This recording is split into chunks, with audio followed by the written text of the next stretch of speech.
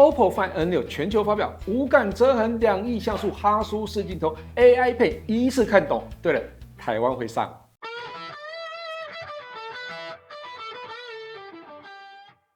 嗨，大家好，我是 Kissplay。今天这一集我们要来聊的就是 OPPO 最新发表的折叠旗舰 OPPO Find N6。这台手机有趣的地方，不只是它又薄又大又有旗舰规格，而是它这次真的很明确，就是要解决折叠手机最常被吐槽的几个地方哦。像是折痕到底明不明显，展开后的大萤幕到底有没有更好用，电池续航够不够持久，影像会不会因为折叠而被牺牲，还有现在大家都很关心的 AI 功能，到底是实用呢，还是看起来很厉害？来，我们继续看下去。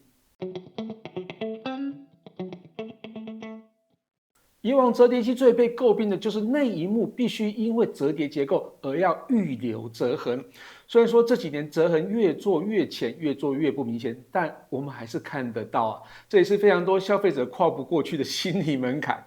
所以 OPPO Find N6 这次就把这件事情当成核心卖点，主打无感折痕。它搭载全新钛合金天穹铰链，透过晶片级高分子 3D 液态列印，还有微米级的加工技术，把结构表面的高低差缩小到大约 0.05mm， 你没有听错哦。当然，这不是真的完全平面，但 0.05mm 有多细微，我想大家应该非常很清楚哦。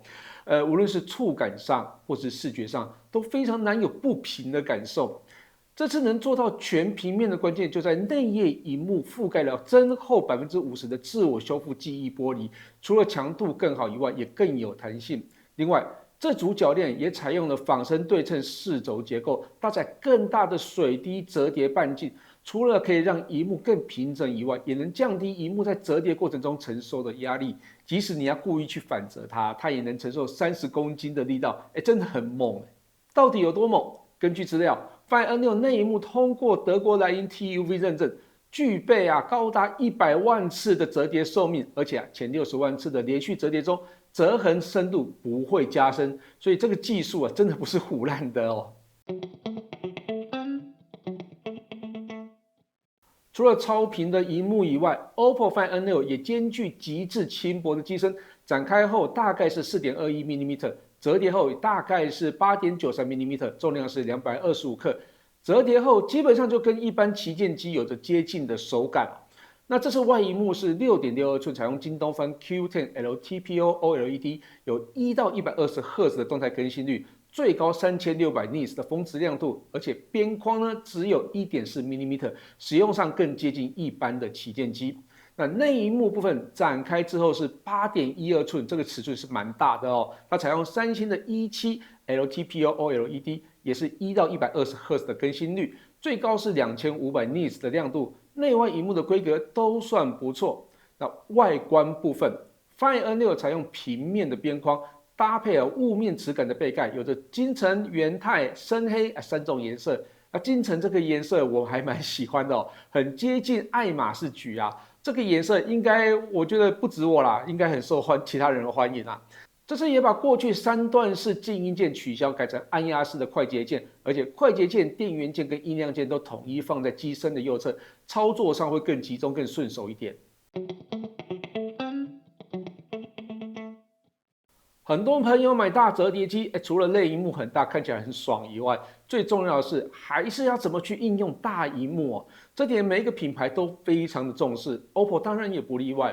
OPPO Find N6 在 ColorOS 16里面主打全景自由窗它提供悬浮视窗、分割视窗，还有全萤幕模式3种形态。它可以根据当下的需求去安排画面怎么去做分配而不是被系统规定只能用一种固定的分割模式哦。那更方便的是，使用者只要透过视指捏合的手势，就能快速切换不同的视窗版面配置。悬浮视窗也能自由调整大小，当你想把某个小视窗放大时，直接点2下，它就可以迅速换成全萤幕话说，当大家还在抱怨 Samsung Z Fold 7取消 S Pen 的功能时，OPPO 直接告诉大家，我有 OPPO AI Pen， 而且整合到多光还有 AI 使用情境里面。OPPO AI Pen 可以在内外2个萤幕上使用，这点我觉得非常的加分，尤其在内萤幕，因为萤幕强度的增加，就可以放心的使用笔身支援4096阶的压力感应，不管是写字、划线、做笔记或是标注内容，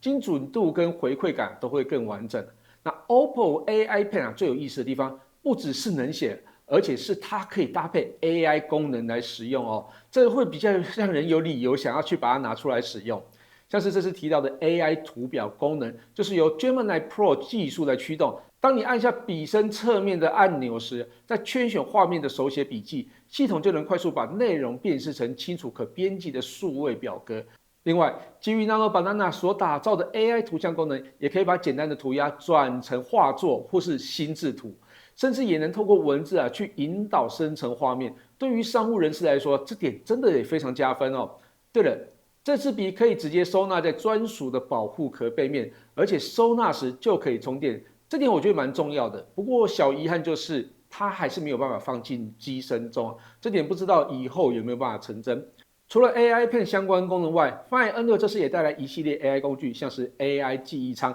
这个是非常好用的功能哦。还有 AI 录音摘要、AI Motion Photo 破圈拼图，以及 AI 一键闪记等等的功能都相当的实用。当然，它也能跟 Mac、Windows 互联，像是传输档案萤幕镜像投影或是远端遥控都是没有问题的。OPPO Find N6 相机部分采用4镜头设计，包含有着2亿像素 HP5 感光元件的主镜头、5000万像素 ZN5 感光元件的潜望长焦，还有5000万像素 ZN5 感光元件的超广角镜头。那第4颗镜头在哪里呢？就是 OPPO 最引以为傲的原色真彩镜头。这边直接分享官方用 Find N6 拍的照片给大家参考。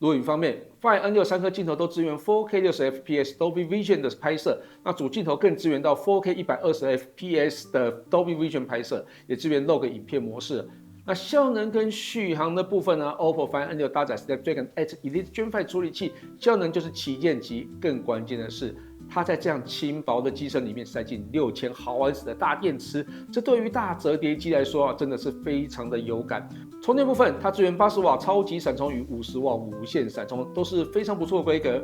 好，以上就是快速的整理啊。那看完之后，大家不晓得会不会对这台大折叠机会有期待呢？台湾应该近期就会有上市的消息啊，之后有机会也会分享动手玩给大家喽。